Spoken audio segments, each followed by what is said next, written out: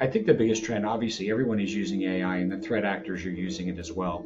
They're using it to create the emails. They're looking a lot more realistic. And, unfortunately, the weakest point in security is always going to be the end user that can be tricked into doing something they shouldn't do. So I think AI is the biggest concern.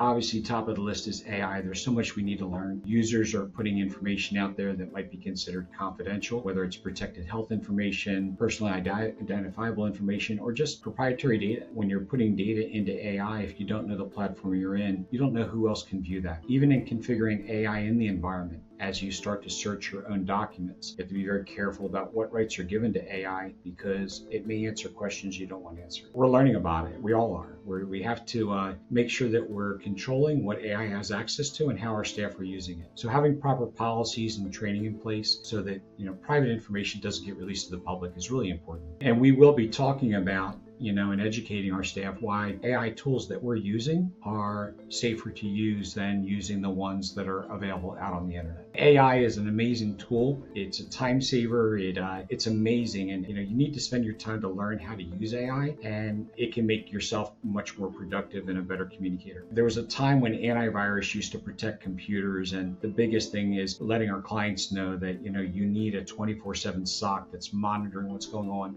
in the environment, and then putting the right threat detection tools in place, having a 24/7 SOC that's reviewing those things that are happening in the environment in real time. That's the most important thing. It's getting that an immediate response to secure accounts that where a threat has been detected or indicators of compromise are detected. So zero trust has to be implemented where the highest risks are at. And, security protocols are always inconvenient until you're compromised and you have to go through a really bad incident. So it's amazing. There's a lot more cooperation and understanding why these things are important. I think for the right data that you're protecting and for the right environment, zero trust can be implemented, and it's a great safety precaution. So zero trust is certainly a tool that can be implemented. Like any security tool, there's always inconveniences to it, and it's hard to adapt to. But you've got to be thinking about how we can protect data, and I think you have to evaluate the type of data that you're protecting. So there's some cases where zero trust it makes more sense, and others where maybe it can be implemented over time. But security is a race without a finish line. You have to keep on moving forward and trying to protect against the most recent risk that's out there. Obviously, you have to start with the executive leadership. If they don't understand the risks that are out there and why cybersecurity is important to put in place at multiple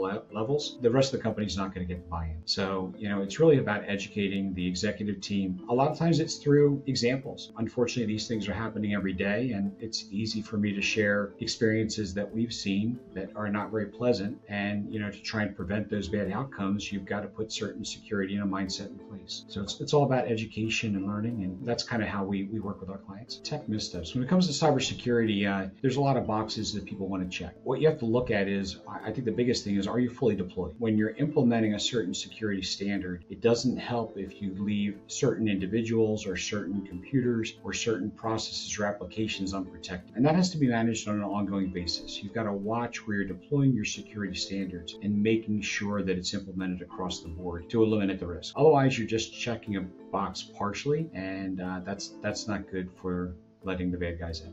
Common missteps, again, would be not fully deploying the product, not understanding the risks, not educating the users on how to use the security and why it's important. Without getting the staff's buy-in on why you're doing something, it becomes a lot more challenging. Well, technology is about productivity. A business has to be able to operate. We've got to find ways to adapt operation procedures of the business to the technology stack and also to the security stack that is going to protect that environment. So you have to, when we work with our customers, it's really about understanding their business model and helping them adjust their operations to work with IT to be more productive at the same time by keeping it secure. When we build a business, Microsoft is the most popular platform that we work on. And when we're working in that platform, there's a lot of security settings within it. So it's properly configuring the environment that they're working in from the beginning, getting them to understand the choices that they're making and accepting those risks or mitigating them. So it's a matter of building a strong foundation to stand on, and then talk about the different layers of security that can be added as the business grows. Always considering keeping compliance requirements in mind is really important, but ultimately all businesses need to protect it the same. Compliance standards just ensure that you're doing the right things with saying these controls need to be in place. So we try to practice good business practices in security with everything we do with our clients. So at TeamLogic, when we work with a business that is growing, we're making sure that we're communicating to them on a regular basis what needs to be in place to grow their business. And that's a matter of creating different layers of cybersecurity protection as well as collaboration tools being in place. It's a growing process. It's something that we have to continue working with our clients. It's not just setting up a system and walking away. We work with our clients, we communicate with them on a regular basis, we provide assessments to them and help guide them through that very complicated IT process.